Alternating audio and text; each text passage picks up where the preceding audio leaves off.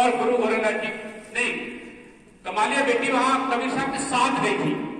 कमालिया बेटी थी, वो कबीर साहब के साथ गई थी रविदास जी के।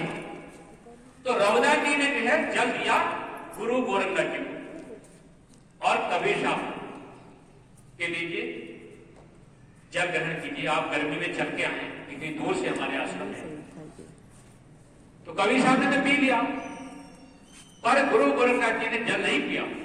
कबीर साहब ने कहा, अरे गुरु गोरखनाथ जी जल तो ग्रहण कीजिए।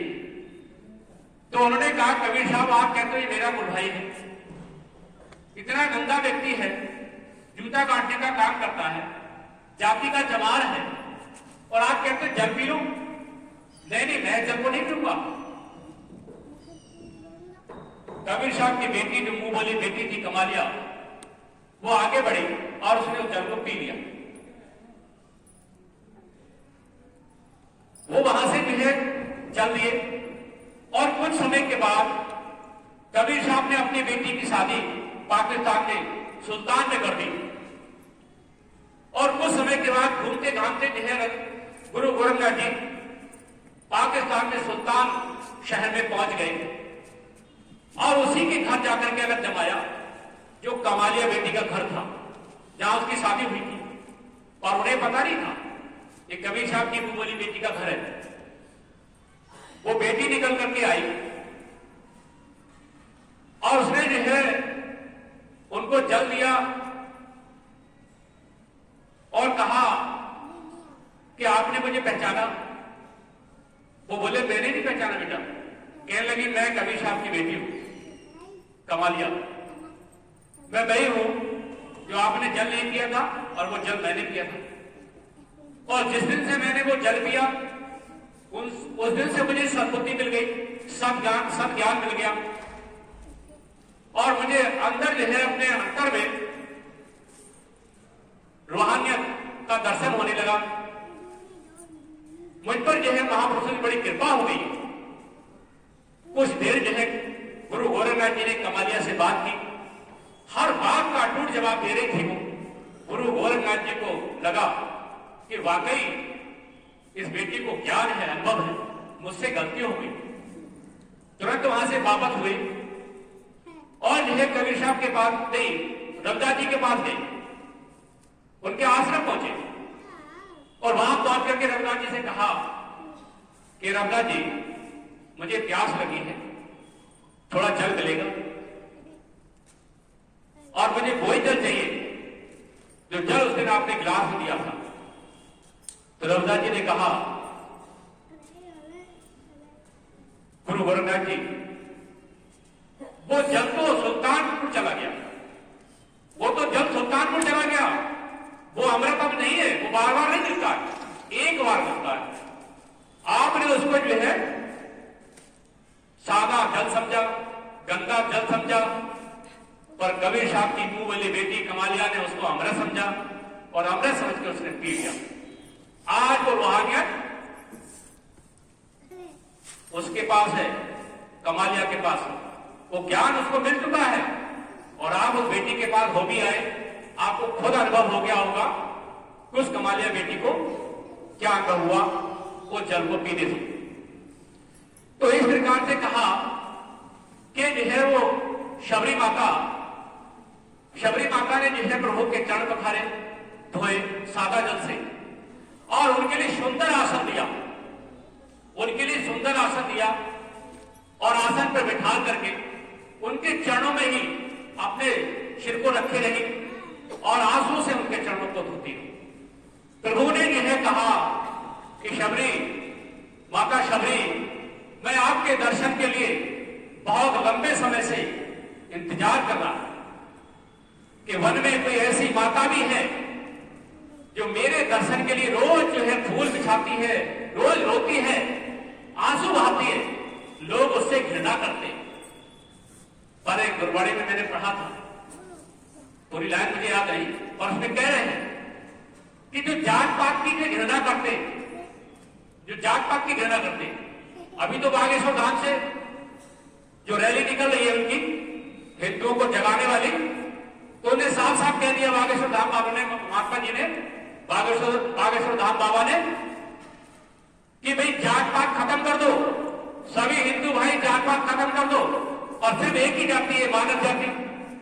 अगर एक ही जाति है तो हिंदू जाति, इसलिए हम ये छोड़ दें। ये भंगी है, चमार है, पंडित है, ठाकुर है, हम सब एक हैं, केवल हम हिंदू हैं, एक जाति हमारी, हमें किसी से घृणा नहीं करना।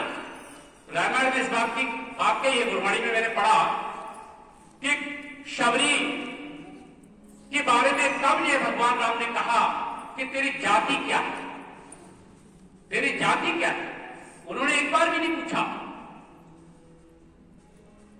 उनके अपने गुरु के रहते हुए वो घर का चौका करती थी, झाड़ू पोछा करती थी। उनके गुरु जो है, उनके गुरु ने कभी नहीं पूछा कि पुत्री तेरी जाति क्या है, सिर्फ सेवा करती थी, सेवादारी थी। और उनका भाव समझ करके जो है उनके गुरु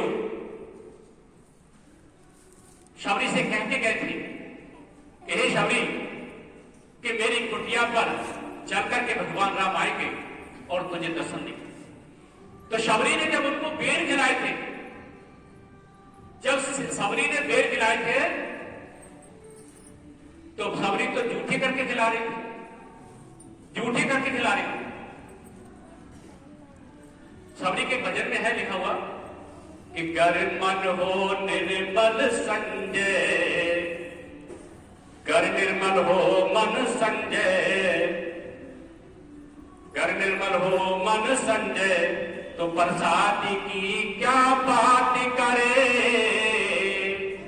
कर निर्मल हो मन संजय, तो प्रसादी की क्या बात करे। अभिधान याद नहीं आएंगे। उन्होंने कहा इसमें कि जो हमारा अगर मन निर्मल है तो भगवान जो है प्रसाद की बात नहीं करते। भगवान राम ने तो झूठे बेर नहीं खाए, भगवान राम ने झूठे बेर नहीं खाए और जो है भगवान बड़े भाव से खा रहे थे। और लक्ष्मण जो है देख रहे थे कि माता शबरी जो है झूठे कर करके बेर भैया को खिला रही है। एक बार राम ने इशारा किया था कि खा ले, खा ले, पर लक्ष्मण ने नहीं खाए, पीछे से फेंक दिए। और वही बेर जो है लक्ष्मण को कब खाने पड़े, जिस समय जो है मेघनाद के द्वारा बाण लगा था, उससे मूर्छित हुए थे। तो वही संजीवन बूटी हनुमान जी लाए थे और उसी बेर की वो संजीवन बूटी बनी थी, तब जो है लक्ष्मण ने खाई थी। तो लक्ष्मण से क्या हुआ था, एक पाप हो गया था। कौन सा पाप, कि मैया के भाव को नहीं समझा, उन्होंने झूठे बेरों को समझा, पर भगवान ने उनके भाव को समझ करके खाया था। इसलिए रामायण ने कहा कि भगवान राम ने तो झूठे बेर को भी खाया और उसके लिए कहा कि हमने नहीं विचारा और आपने नहीं विचारा, कि हमने और आपको जो है इस बात की समझ नहीं आई। स्वयं लक्ष्मण जी को समझ नहीं आई, समझ आ जाती तो फेंकते नहीं। तो इसीलिए जो है भगवान ने उनके भाव को पहचाना था और भाव को पहचानते हुए झूठे बेरों को उन्होंने खाया। इसलिए माता शबरी को भगवान राम के दर्शन हुए। मैं एक लाइन कहकर बात खत्म करूंगा, सुनाना तो कुछ और था। डायरी खोली थी पर वो जहां से महाराज जी की मर्जी होती कहीं से सत्संग चलता है। गीता में भगवान कृष्ण ने एक श्लोक लिखा, इदा इदा ही धर्मस्य, इदा इदा ही धर्मस्य ग्लानि भक्ति भारत, कि जब जब जो है भारत में दुनिया में अत्याचार बढ़ता है, जब जब पाप बढ़ते हैं तो परमात्मा को इस दुनिया में आना पड़ता है। चाहे वो कल की अवतार में आए, चाहे वो अकलन की अवतार में आए।